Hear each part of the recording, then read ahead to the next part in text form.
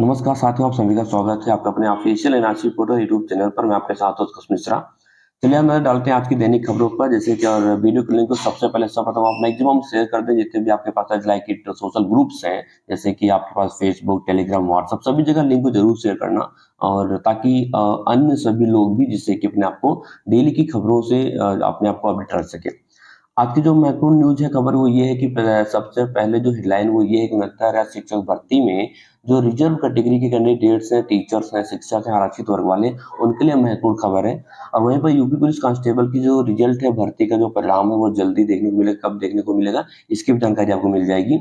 RO ARO की जो परीक्षा है अब 22 दिसंबर में नहीं होगी। क्यों नहीं होगी, कब होगी, ये सारी इन्फॉर्मेशन मिल जाएगी। वहीं पर इसके साथ ही साथ जो पीसीएस की भी परीक्षा है, यूपी पीसीएस की, वो भी बिल्कुल नहीं होगी। उसकी भी अगली डेट है वो आपको मिलने की जल्दी संभावना है। शिक्षा आयोग जो है नई भर्ती के लिए अधियाचन मांग ली है। सरकारी नौकरी के लिए 6 विभागों में भर्ती का विज्ञापन जारी हो गया।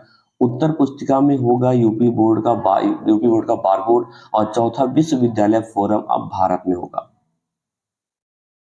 और वहीं पर सबसे पहले बता दूं कि आपको शिक्षा आयोग ने जो नया कमीशन, जो एजुकेशन कमीशन का गठन किया गया उत्तर प्रदेश में, शिक्षा आयोग ने नई भर्ती के लिए सभी विभागों से अधियाचन मांग लिए हैं। जहां पर प्राइमरी से लेकर यानी कि प्राथमिक से लेकर उच्च शिक्षा तक हजारों पदों पर भर्ती की जो प्रक्रिया है वो जल्दी शुरू होने की संभावना है।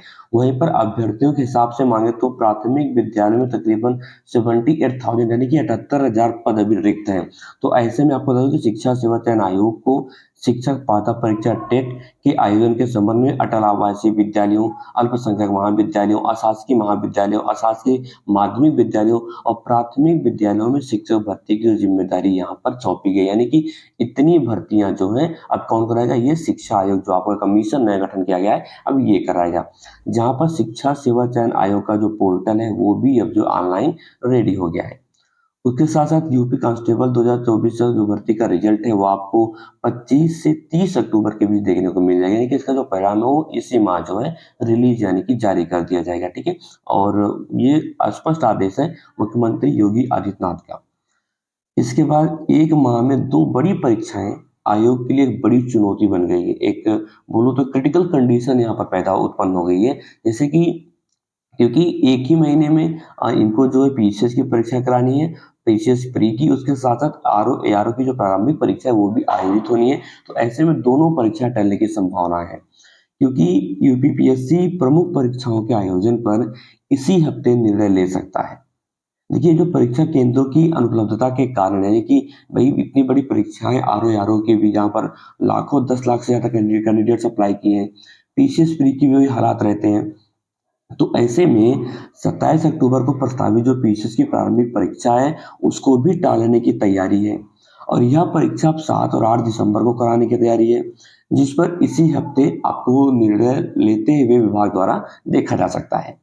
और उसके साथ साथ जो पीसीएस की प्रारंभिक परीक्षा टलती है तो उत्तर प्रदेश लोक सेवा आयोग के सामने एक चुनौती होगी। क्योंकि आयोग के कैलेंडर में 22 दिसंबर को समीक्षा अधिकारी का पेपर है, यानी कि समीक्षा अधिकारी और सहायक समीक्षा अधिकारी, तो बिल्कुल ये भी टलेगा। यदि दिसंबर में पीसीएस की परीक्षा होती है तो मान के चलिए कि 100%, 100% आपको आरओ की जो परीक्षा है वो भी टलेगी। उसका भी डेट आपको देखने को मिलेगा। अब यहाँ पर हिंदुस्तान उर्वरक एवं रसायन लिमिटेड में भी भर्तियां हैं, जहाँ पर जो ग्रेजुएट कैंडिडेट्स हैं, जो डिप्लोमा इंजीनियरिंग किए हैं, उनके लिए है। और ट्रेनिंग के पदों पर भर्तियां हैं। 212 कुल पदों की संख्या है। तो आप 21 अक्टूबर तक आवेदन कर सकते हैं। आपकी जो सैलरी होगी मिनिमम 23,000 रुपये पर मंथ आपकी सैलरी होगी। तो यहाँ पर इसकी ऑफिशियल वेबसाइट दिया गया है hurl.net.in, जिस पर विजिट करके आप ऑनलाइन आवेदन कर सकते हैं। दूसरा है एनटीआरओ। एनटीआरओ में 75 पदों पर भर्ती का विज्ञापन है और साइंटिस्ट बी के पद हैं। और 8 नवंबर तक आप आवेदन कर सकते हैं। यदि आपने ग्रेजुएशन या फिर आपने पीजी कर रखा है तो आप अप्लाई कर सकते हैं। Official website ntro.gov.in। आईटीबीपी में भी भर्तियां आई हैं, 20 पद हैं। असिस्टेंट सब इंस्पेक्टर और कांस्टेबल के पद हैं, जहां पर आप 26 नवंबर तक आवेदन कर सकते हैं। यदि आपने 10+2 कर रखा है या आपके पास कोई डिप्लोमा है तो आप आवेदन यहाँ पर कर सकते हैं। आईटीबीपी पुलिस .NIC.in इसकी ऑफिशियल वेबसाइट है। वहीं पर भारतीय विमानपत्तन प्राधिकरण में भी 135 पदों पर भर्तियां हैं। यहाँ पर अप्रेंटिस के लिए आप आवेदन कर सकते हैं। ठीक है। एंड जो इसका लास्ट डेट है वो 31 अक्टूबर 2024 है। आपकी सैलरी मिनिमम 9,000 पर मंथ होगी और इसकी ऑफिशियल वेबसाइट aai.aero जिस पर विजिट करके आप आवेदन कर सकते हो। नेक्स्ट है कोयला खान भविष्य निधि संगठन, जहां पर 45 कुल पदों की संख्या है और 8 नवंबर तक आवेदन कर सकते हैं। जिनकी उम्र 56 वर्ष से 56 वर्ष से कम है वो यहाँ पर एप्लीकेबल है। हिंदुस्तान कॉपर लिमिटेड में भर्ती है, 19 पद है। 4 नवंबर तक आप यहाँ पर आवेदन कर सकते हैं। जो पोस्ट ग्रेजुएशन किए हैं या फिर जो ग्रेजुएट है वो यहाँ पर अप्लाई कर सकते हैं।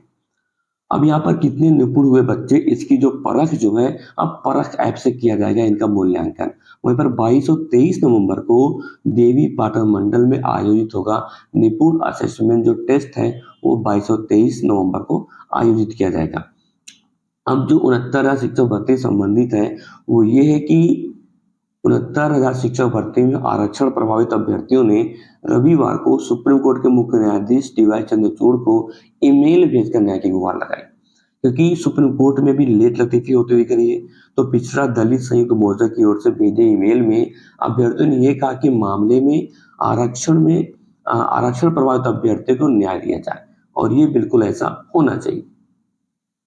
और ये एक न्यू अपडेशन ये भी आज ही यहाँ पर उत्तर पुस्तिकाओं पर होगा यूपी बोर्ड का बारकोड, जैसे कि माध्यमिक शिक्षा परिषद की जो हाई स्कूल और इंटरमीडिएट की परीक्षा 2025 में होगी और इसमें नकल पर, जिससे कि जो नकल है उस पर अंकुश लगाया जा सके। यानी कि जो 25 में जो परीक्षा होगी उसमें नकल पर अंकुश लगाने के लिए यूपी बोर्ड उत्तर पुस्तिकाओं पर बारकोड लगाने जा रहा है। और वहीं पर इसके साथ ही साथ बताऊंगा आपको उत्तर पुस्तिका देखने के लिए आज से आपको पंजीकरण कराना होगा। जो पुनर्मूल्यांकन का शुल्क है, रिवैल्यूएशन का जो फीस है वो 5,000 से लेकर 500 रुपए से 250 रुपए तक किया गया है।